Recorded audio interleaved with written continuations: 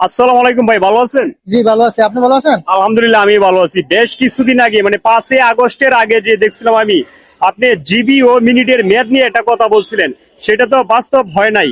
এই বিষয়ে যদি কিছু বলতেন।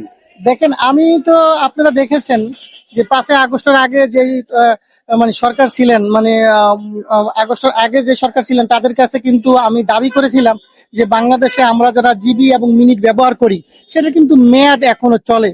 এই জিবি মিনিটের বিষয় নিয়ে কিন্তু আমি সেই গণশুনানিতে বলেছিলাম যে আসলে জিবি মিনিটের মেয়াদ থাকবে কেন, এটা তো পচে যাওয়ার জিনিস না বা গলে যাওয়ার জিনিস না, যেটাকে 24 ঘন্টা মেয়াদ দিতে হবে বা 48 ঘন্টা মেয়াদ দিতে হবে, এটা মেয়াদের কোনো প্রয়োজন নেই। আমি এখনো বলি, যারা তখনকার মানে তত্ত্বাবধায়ক সরকার ছিলেন বা গভর্নমেন্ট ছিলেন তাদের কাছে আমি বঙ্গভবনে গিয়েছিলাম, সেখানেও বলেছিলাম যে আপনারা জিবি মিনিটের ব্যাপারটা দেখেন। তাদের যে শপথ অনুষ্ঠান ছিল সেই শপথ অনুষ্ঠানেও আমি সেদিন বলেছিলাম যে জিবি মিনিটের মেয়াদের এটা বিষয়টা দেখেন। তারা কিন্তু বলেছিলেন যে আমরা মাত্র শপথ নিলাম, আমরা এই বিষয়টা দেখবো। আসলে বাংলাদেশে যদি এই আমার জানা মতে 19 কোটি লোক জিবি মিনিট ব্যবহার করে, আপনি ছেলে মেয়ে ছোট বড় সকলকে মিলে প্রায় 19 কোটি লোক এই জিবি মিনিট ব্যবহার করে।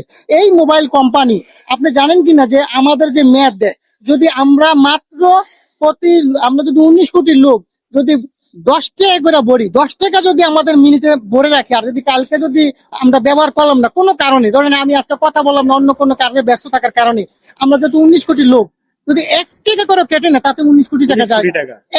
মানে 1 টাকা কাটলে 19 টাকা, মানে 19 কোটি। এখন মাসে কত আসবে? আর এই 19 কোটি লোক থেকে বছরে কত নিতে আছে তারা? মাসের পর মাস, বছরের পর বছর নিতেই আছে। তো এখন আমার প্রশ্ন হচ্ছে এনবিআর, এই যে এনবিআর খালি ব্যবসায়ীদেরকে চাপ দেয় যে আপনারা টাকা দেন না কেন, আপনার আমাদের বান্ডে টাকা নাই, আমাদের ফান্ডে টাকা নেই। আমার প্রশ্ন হচ্ছে এই যে জিবি মিনিটের অজুহাত দেখিয়ে এই মোবাইল কোম্পানি যেই টাকাটা নিয়ে যাচ্ছে, এই টাকাটা তো তাদের নেওয়ার রাইট নেই রে ভাই।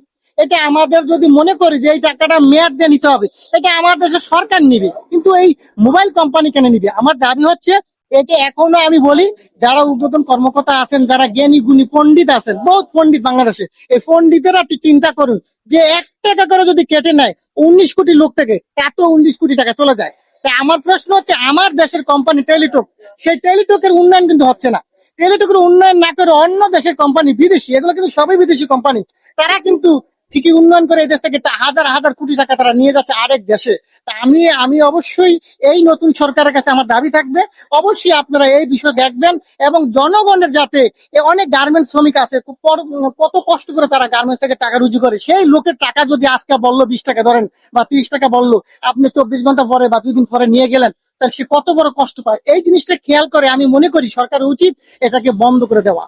কেন তারা মেয়াদ দিবে? সুন্দর কথা বলছেন। ভাইয়ের কথা হচ্ছে আমার টাকা দিয়ে জিবি কিনবো, আমার টাকা দিয়ে মিনিট কিনবো, তবে এটার মেয়াদ কেন থাকবে? মানে প্রশ্ন হচ্ছে এমন। আর এই ভাইয়ের ভিডিওটা প্রায় 50 মিলিয়ন ভিউ হয়েছিল, 50 মিলিয়ন।